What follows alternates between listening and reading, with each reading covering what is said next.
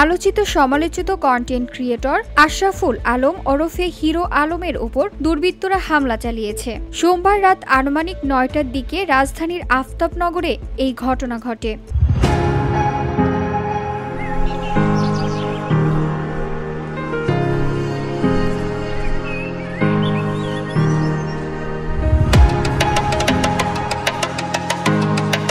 প্রত্যক্ষদর্শীরা জানায়, কয়েকজন তরুণ মোটরসাইকেলে করে এসে হিরো আলমকে ঘিরে ফেলে এবং ধারালো অস্ত্র ও লাঠিসোঁটা দিয়ে হামলা চালায়। এতে তার শরীরের বিভিন্ন স্থানে আঘাতের চিহ্ন দেখা গেছে। পরে স্থানীয়রা হিরো আলমকে গুরুতর আহত অবস্থায় উদ্ধার করে হাসপাতালে নিয়ে যান। বিষয়টি নিশ্চিত করেছে তার স্ত্রী রিয়ামণি। এ ঘটনায় পুলিশ তদন্ত শুরু করেছে বলে জানা গেছে।